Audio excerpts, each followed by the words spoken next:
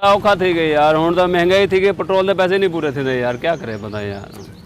हुण तो जी हाँ महंगाई की वजह को डब्बे शब्बे पापे शापे उवें बच्चे रह वेंदे ने असां क्या करूं हुण इथां हुण यानी कि महंगाई की वजह तो दुकान वाले भी नहीं गिनते जी हाँ दुकान वाले को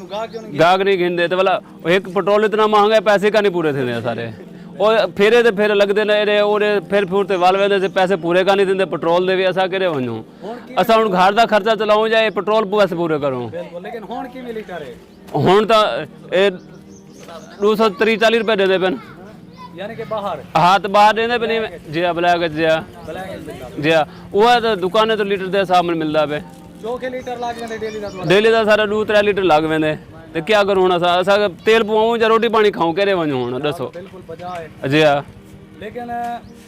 सर्कल भी काफी यानी कि तुम्हारा मुश्किल चलदा पे तो क्या हर बंदे दा मुश्किल सर्कल जी हाँ बड़ा औखा थी गई जी महंगाई है दूसरी गुरबत आम है पाकिस्तान में एक तो यानी कि बेरोजगारी आम है जी हाँ यानी वजह तो बंदा उवें परेशान उवें परेशान तुसां हुण क्या चाहंदे हो ही हुकूमत तो मुतमईन हो कहना यार ये तो हुण हथों महंगाई कर दी यार और घ्यू का क्या रेट थी गए घ्यू किथों पूरा करे बंदा घ्यू किथों यार तेल जोड़ो तेल ही महंगा हर चीज क्या पूरा करे हुण घर दा गरीब बंदा कुछ नहीं कर कर नहीं कर सकता हुण क्या करे हुण वो पहले लिए हुकूमत वाली ठीक ही जी देखो 2 रुपए दी मिलती है होने को 5 रुपए महंगाई इतनी थी कि क्या करे हुण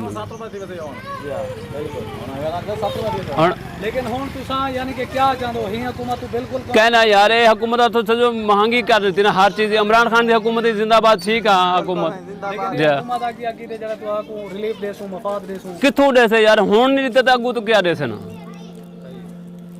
यानी कि तुम जी बिल्कुल मुतमईन जी इमरान खान की हुकूमत ठीक ही बिल्कुल ठीक ही जी हाँ हुण तो थोड़ी ज्यादा थी कि महंगाई ਇਹਨਾਂ ਦਾ ਆਖਣ ਦਾ ਇਹ ਕਿ ਇਮਰਾਨ ਖਾਨ ਸਾਹਿਬ ਜਿਹੜਾ ਹਕੂਮਤ ਹੈ ਉਹ ਉਹਨਾਂ ਦੀ ਹਕੂਮਤ ਦੇ ਵਿੱਚ ਮਹਿੰਗਾਈ ਸੀ ਉਹਨੇ ਮਹਿੰਗਾਈ ਕੀਤੀ हुने थोड़ी की ये वाला हुण आ तो क्या थी के बन गए वाला इन्हें घट क्यों नहीं की वाला जो महंगाई की तो इन्हें घट क्यों नहीं की वाला ਸਹੀ ਹੈ इन्हें को चाहिए घट करन ये तो हथों वधा रही थी ना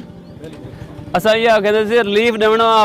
गरीब बंदे को हर को रिलीफ देना चाहिए ये तो कहने जो हुण खून पीती वजना सारा असा क्या रे वञो हुण घर का सर्किट चलाऊं जाए पैसे पूरे करो पेट्रोल देने दे बिल्कुल सही गल है अपना नाम क्या रसे बे मेरा नाम बरकत अली है सही बरकत अली दोस्तों जो कि काफी परेशान है जी हाँ एक तो ਉਹਦਾ ਆਖਣ ਇਹ ਕਿ डेली ਦਾ जितना सारा पेट्रोल लग वेंदे उतने सारे पापे पीस या बिस्किट नहीं विकदे जी नंबर दे गर्मी दी वजह तो खराब थी वेंदे जी बिल्कुल ताम जरा हुकूमत को चाहिए कि गरीब वास्ते जेडी बेरोजगारी है एक तो कोशिश करें कि महंगाई को जी कंट्रोल ते गरीब को हद तो ज्यादा रिलीफ देती है जी आवाम काफी जी परेशान आवाम ढेर ना किता वने जी हाँ